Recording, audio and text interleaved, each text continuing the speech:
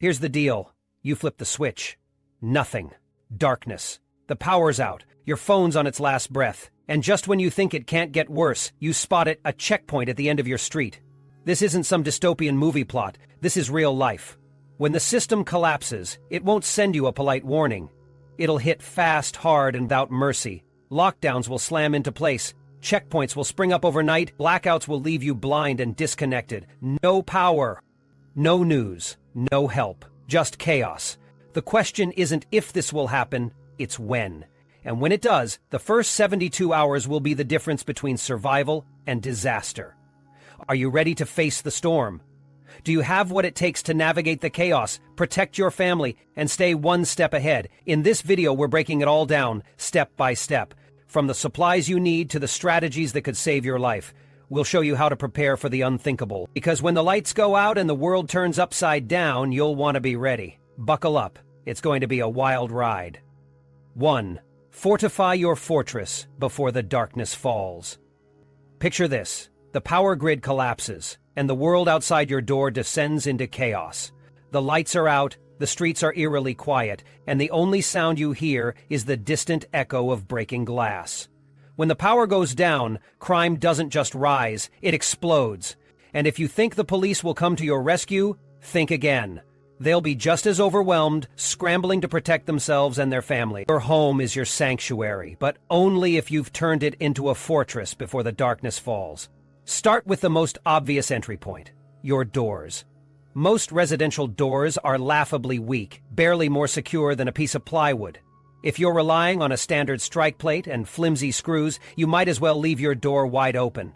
Replace those strike plates with heavy-duty versions and swap out the standard screws for 3-inch hardened steel ones. These screws bite deep into the wall studs, making it exponentially harder for anyone to kick in your door. This simple upgrade could buy you precious minutes. Minutes that could mean the difference between safety and disaster. Next, invest in a Grade 1 deadbolt. Don't settle for the bargain bin locks that can be picked or broken with a little force. A high-quality deadbolt is your first line of defense. Pair it with a door reinforcement bar or a security jammer at the base. These tools are inexpensive, easy to install, and can turn your door into an impenetrable barrier. But doors aren't your only weak point. Your windows are even more vulnerable. A single rock or crowbar is all it takes to shatter them, giving intruders instant access to your home. Apply shatter-resistant security film to your windows. This film won't make your windows unbreakable, but it will hold the glass together, slowing down anyone trying to get in. Add window locks and block, sliding windows with wooden dowels. These simple measures can turn your windows from an open invitation into a frustrating obstacle. And don't forget about your garage. Most people do, and that's a fatal mistake. When the power goes out, automatic garage door openers become liabilities. Disengage the opener and lock the track manually with a clamp or padlock. Reinforce the interior door leading from your garage into your home as if it were your front door. If someone gets into your garage, that door is their last barrier. Make sure it holds. Finally, think about visibility. In a blackout, even a single candle can act as a beacon, drawing unwanted attention to your home. Install blackout curtains to keep your light from spilling out while maintaining full visibility of your surroundings from the inside. For the exterior, consider motion-sensing solar lights. These lights charge during the day and illuminate at night, startling anyone who gets too close. When the grid goes down, your home will either look like a target or a fortress. The choice is yours. Harden your home now, because when the darkness falls, it'll be too late. 2. Build a survival pantry that won't let you down. When the shelves are stripped bare and checkpoints block access to supplies, your food stash becomes your lifeline. But let's be clear, survival isn't just about having a mountain of canned beans and dry ramen. It's about having the right food. Food that sustains your body, lifts your spirits, and keeps you going when the world around you is falling apart. Start with the basics. Long shelf-life staples. Rice, beans, lentils, and oats are the holy grail of emergency food. They last for years, are packed with nutrients, and can be combined into endless meal variations. But don't stop there. Stock up on salt, oil, and basic spices. These simple additions can turn bland survival meals into something you can actually stomach. Remember, morale matters. Eating the same tasteless gruel day after day can break your spirit faster than hunger. Next, think portability. In a lockdown or evacuation scenario, you need food that's easy to grab and go. Protein bars, trail mix, jerky, and freeze-dried meals are your best friends. Look for options that are high in protein and calories but don't require refrigeration. These foods are lightweight, compact, and can keep you fueled on the move. But survival isn't just about calories, it's about comfort. This is where most preppers get it wrong. Stock up on morale-boosting foods like chocolate, instant coffee, tea bags, peanut butter, and hot sauce. These items might seem trivial, but in a high-stress situation they can provide a much-needed sense of normalcy. A cup of hot coffee or a piece of chocolate can calm your nerves and help you think clearly when it matters most. And don't forget about vitamins. Even the best-stocked pantry can fall short on essential nutrients. A bottle of multivitamins can fill the gaps, preventing fatigue, illness, and mental fog. In a prolonged crisis, your health is your greatest asset. Protect it. Now let's talk about food preparation. In a blackout, you can't rely on your stove or microwave. That's why you need low-fuel or no-cook options. Canned soups, stews, and ready-to-eat meals should be at the top of your list. If you can boil water, you can make almost anything. But don't assume you'll always have that luxury. Plan for the worst. Finally, practice rotation. Every 6 months, inspect your supplies, replace expired items, and restock what you've used. This not only keeps your stash fresh, but also integrates it into your everyday life, so nothing goes to waste. Your survival pantry isn't just about avoiding hunger, it's about maintaining energy, focus, and resilience in the face of chaos. When the world outside is crumbling, your food stash will be your anchor. Make it count. 3. Secure your lifeline. Water. You can survive weeks without food, but only days without water. And in a prolonged blackout, access to clean drinking water will vanish faster than you can imagine. Municipal water systems rely on electricity to pump, treat, and deliver water to your tap. When the power goes out, those systems fail. Pressure drops, contamination risks skyrocket, and your once reliable sink becomes a potential death trap. The rule of thumb is simple: 1 gallon of water per person per day. That covers drinking, minimal cooking, and basic hygiene. For a family of 4, that's 120 gallons for 30 days. It sounds like a lot, but in a crisis, it's the bare minimum. Start storing water now. Use 5-gallon stackable containers, 55-gallon drums, or water bricks. Label each container and treat the water with purification drops or bleach if it's not pre-filtered. Store it in a cool, dark place away from chemicals and rotate it every 6-12 months. But even the best stockpile can run dry. That's why you need a backup plan. Invest in a gravity-fed water filter like a Berkey or Sawyer. These systems can turn contaminated water from ponds, streams, or rain barrels into safe drinking water. Add portable options like life straws and iodine tablets to your kit. These are lightweight, easy to use, and can be lifesavers in a pinch. Know where to find water when the taps go dry. Your gutters can fill rain barrels during a storm. Your hot water heater holds 30-50 gallons. Local streams, ponds, or even park fountains can be lifelines. Scout these sources now, before you're desperate. And remember, water isn't just for drinking. You'll need it for cooking, cleaning, and basic hygiene. Plan accordingly. In a blackout, water isn't just a necessity, it's leverage. If you have it, you survive. If you don't, you're at the mercy of those who do. And in a world where desperation rules, mercy is in short supply. Don't wait until it's too late. Secure your lifeline now. 4. Power up for the long haul. Surviving weeks without electricity. Most people think of power outages as a minor inconvenience, a few hours without Netflix or a night of candlelit dinners. But what happens when the lights don't come back on? When the outage stretches into days, weeks, or even longer? That's the reality you need to prepare for. Whether it's a coordinated attack, an EMP strike, or a catastrophic grid failure, the power grid isn't as invincible as you think, and when it goes down, it won't be a quick fix. The first step to surviving a prolonged blackout is building your own off-grid power solutions. Forget about whole home solar systems unless you've got tens of thousands of dollars to spare. Instead, focus on portable solar generators. Brands like EcoFlow, Jackery, or Blue Eddy offer compact units that can power essentials like phones, LED lights, fans, and even small medical devices. Pair these with foldable solar panels that you can adjust throughout the day to maximize sun exposure. These systems are lightweight, portable, and most importantly, reliable. But solar generators alone won't cut it. You'll need backup battery banks, high-capacity USB power packs that can keep your devices running when the sun isn't shining. Store them fully charged, label their capacity, and test them regularly. Rotate them to ensure they're always ready when you need them. If you have a car, invest in an inverter to recharge your batteries on the go. Every bit of power counts when the grid is down. Now let's talk priorities. In a blackout, you're not trying to power your TV or microwave. This is about survival, not comfort. Focus on essentials. Phones for communication, radios for information, medical devices for health, lights for safety, and fans for heat regulation. Use low-wattage devices, LED bulbs, and USB-powered gadgets to stretch your power as far as possible. Multi-use gear is your best friend. Think lanterns with built-in radios or flashlights that double as phone chargers. But having the gear isn't enough. You need to know how to use it. Practice setting up your solar panels, test how long your devices can run on a single charge, and time how long it takes to recharge your batteries. In a real blackout, there's no room for trial and error. Every mistake costs you precious resources. Power isn't just a convenience, it's control, it's independence. In a world plunged into darkness, even a trickle of electricity gives you a strategic edge. So stock up, store it wisely, and prepare like the next outage isn't temporary. Because it probably won't be.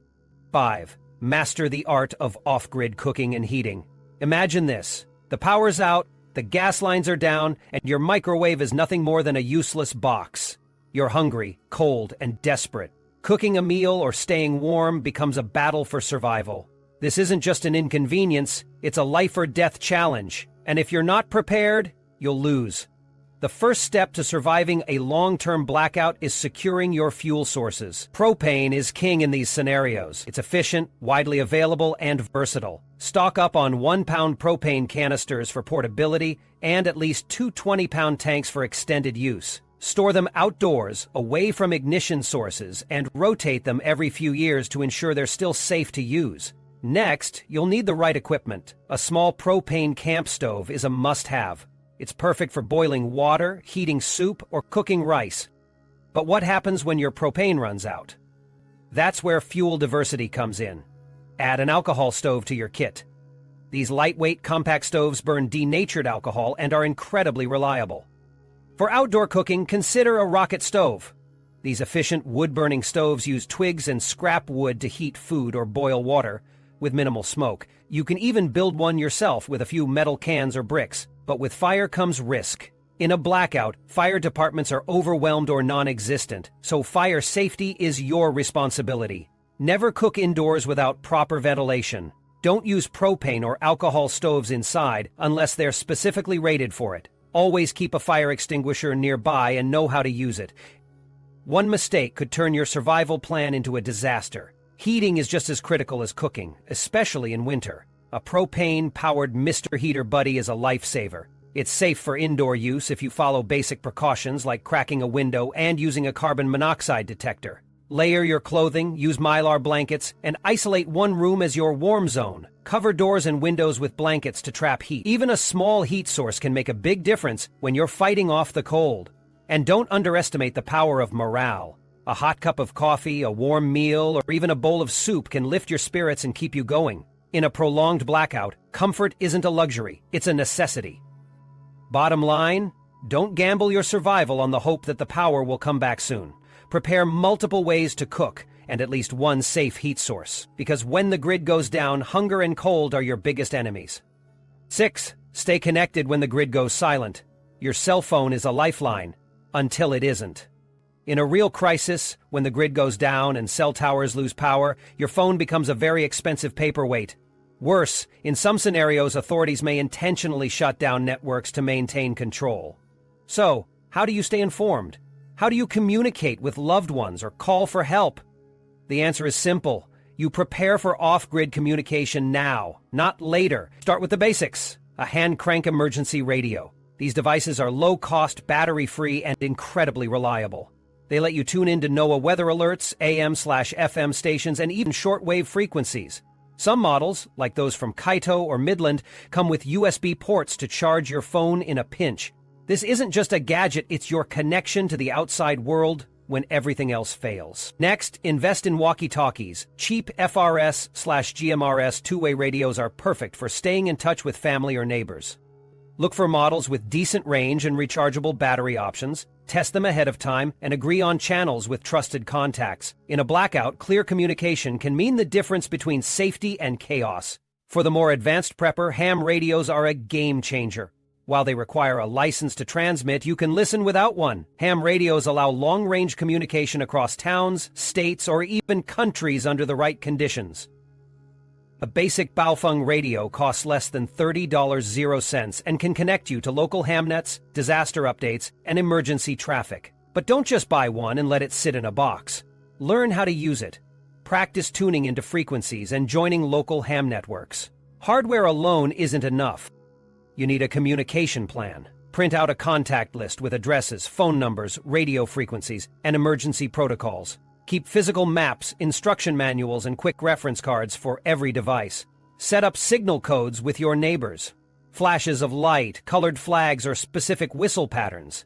These simple systems can convey safety, danger, or requests for help without saying a word. Also consider mesh networking apps like BridgeFi or Briar. These apps use Bluetooth to send messages locally without relying on cell towers or Wi-Fi. They're great for urban areas during digital blackouts, but like everything else, you need to test them in advance. Finally, remember this. In a total communications blackout, the people with radios become the eyes and ears of the community. Listen more than you talk, gather information, stay informed, and know when to stay silent. Because in a world where information is power, those who can communicate have the upper hand. 7. Financial survival when money becomes worthless. Picture this. The power's out, the ATMs are dead, and your debit card is nothing more than a useless piece of plastic. The banking app you rely on? Crashed.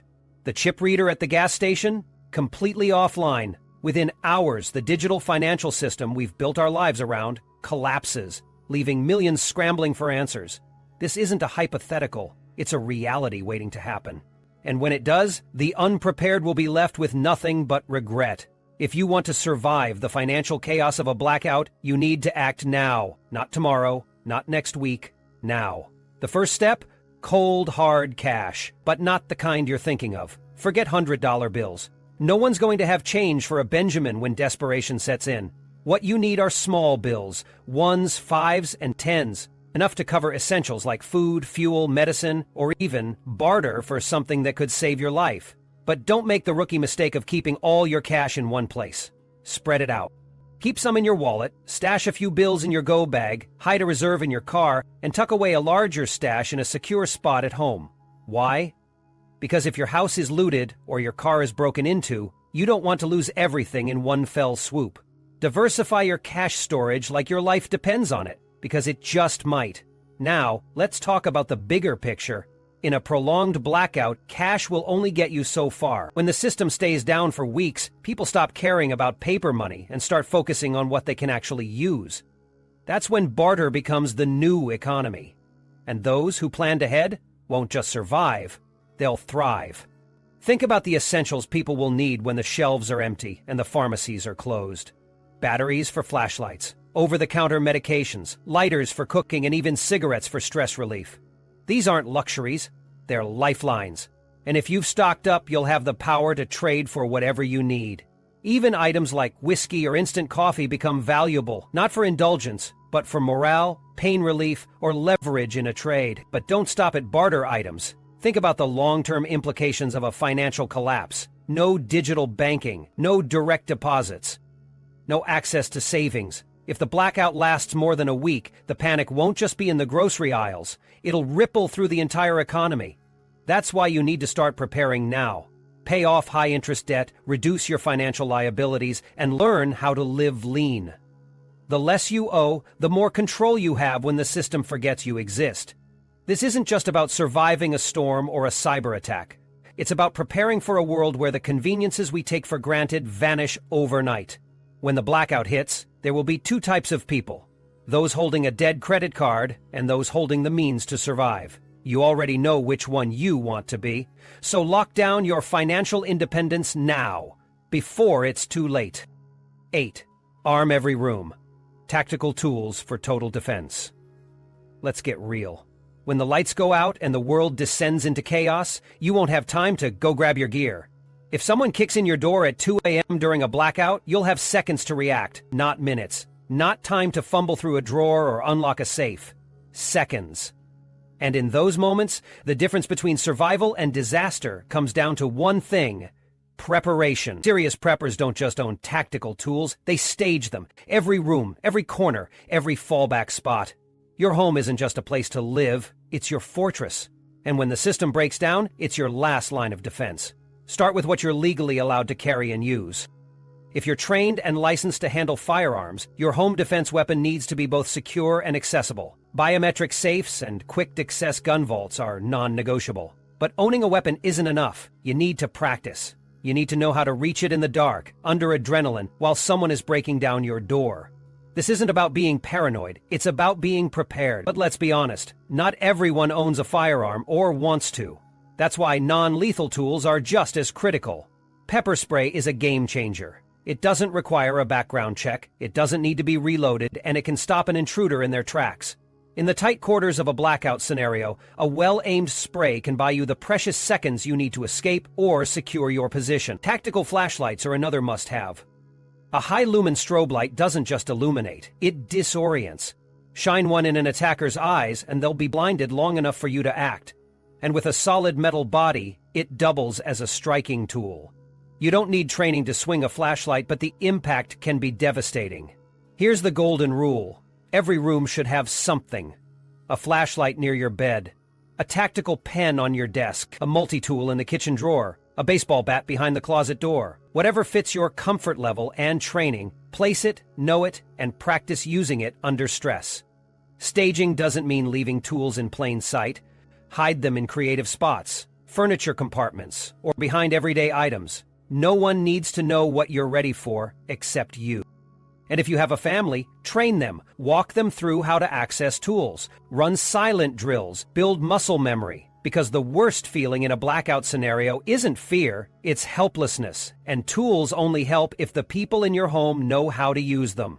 Don't forget about your vehicle either. A tactical flashlight, a seatbelt cutter, and a multi-tool should live in your glove box.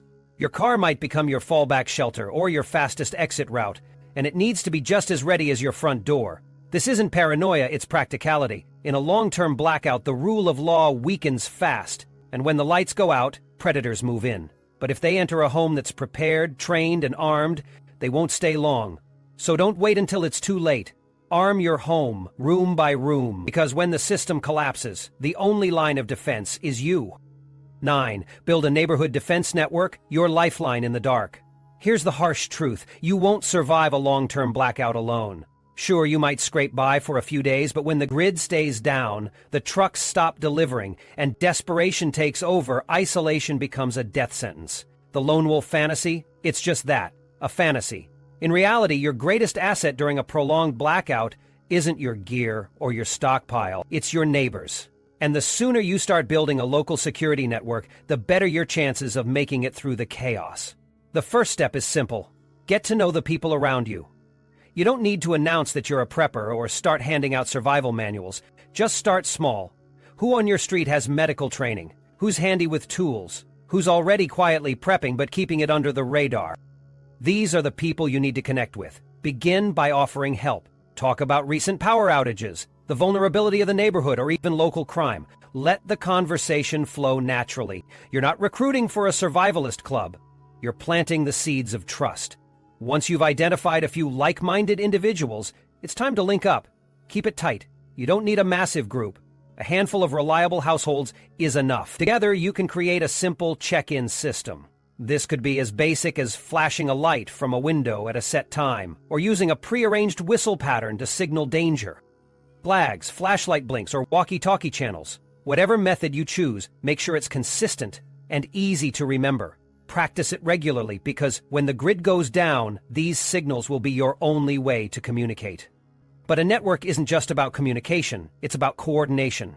Assign roles based on strengths. One house can monitor the street, another can guard the alley, someone else can handle first aid, and another can keep an ear on emergency radio channels. You're not building a militia, you're building resilience. And here's why it works. When word spreads that your block is organized, alert, and ready to defend, you stop looking like an easy target. Looters and opportunists thrive on chaos, not resistance. A neighborhood that's watching each other's backs becomes a no-go zone. Beyond security, a local network creates a resource safety net. Maybe one house runs out of propane, but another has extra. Maybe someone has a spare water filter or a backup charger. Instead of hoarding and hiding, you create a system of mutual support. But here's the catch. You can't wait until the blackout to build this. Trust takes time. Systems need trial runs, and when the lights go out, paranoia skyrockets. That's why you need to lay the groundwork now while things are still calm. In a long-term blackout, it won't be your gear that saves you. It'll be the people watching your back. Build your network now, because when the world goes dark, community isn't just an advantage, it's survival. 10. Test your survival plan. The blackout drill that could save your life. You've stocked up on food, stored gallons of water, tested your solar lights, and staged your tactical tools. You feel ready. But here's the brutal reality. If you've never gone dark for real, you're not ready. Period. A full blackout drill isn't just a good idea, it's essential. It's the only way to find out if your plan works when it matters most. And trust me, it's not just your gear that'll be tested. It's your habits, your reactions, and the hidden gaps in your preparation. Start by picking a weekend. Flip the main breaker. No cheating, no phones unless they're on airplane mode, no quick trips to the store. Just 24 to 48 hours of total grid-down simulation. Within the first hour, you'll start learning. Can you navigate your house without bumping into furniture? Can your kids find the flashlight in the dark? Does your backup lantern actually light the room, or does it leave you squinting in shadows? Simulate real scenarios. Try getting from your bedroom to the front door silently in the middle of the night. Time how long it takes to gather your family in the safe room. Run communication drills using silent signals, verbal cues, or hand radios. See who remembers the plan and who freezes under pressure. This isn't just about testing your gear. It's about building muscle memory and identifying weak points. Next, test your cooking system. How long does it take to boil water with your backup stove? How many meals can you realistically prepare before your fuel starts running low? Does your ventilation system keep the smoke out, or does your entire house end up smelling like a campfire? These are the details that can make or break your survival plan. Now, power up your solar gear. Charge a device. Run a fan. Monitor how long it lasts. Track every watt like it's gold, because in a real blackout it will be. And don't just test your gear. Test your endurance. Can you stay comfortable without modern conveniences? Can you keep morale high when the house is dark and the hours drag on? Here's the most important part. Expect failure. That's the whole point of the drill. You want to find the broken latches, the dead batteries, and the unreachable flashlights now, while you can still fix them. During the real thing, there won't be any do-overs. When the drill is over, sit down with your family and debrief. What worked? What didn't? Who thrived under pressure and who struggled? Use this feedback to update your plan and refine your preparation. The best preppers aren't the ones with the biggest stockpiles. They're the ones who've practiced under pressure, who've tested their systems, and who've learned from their mistakes. A blackout drill isn't just a test. It's a wake-up call. And if you take it seriously, it could be the difference between survival and disaster.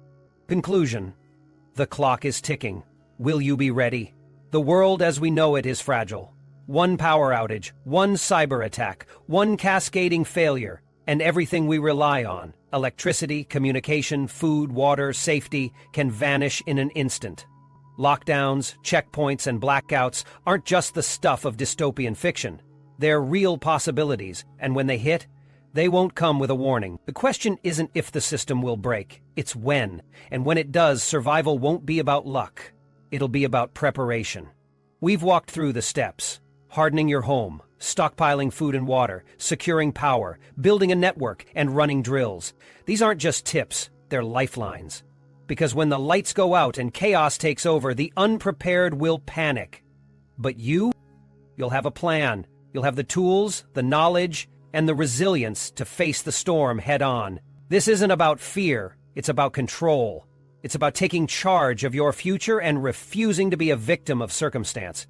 The time to act is now, while the grid is still humming and the shelves are still stocked. Because when the blackout comes, it'll be too late to prepare. So, buckle up. The road ahead is uncertain, But with the right mindset and preparation, you can navigate whatever comes your way. Stay sharp, stay ready, and remember, survival isn't just about enduring, it's about thriving when the world goes dark. Will you be ready? The choice is yours.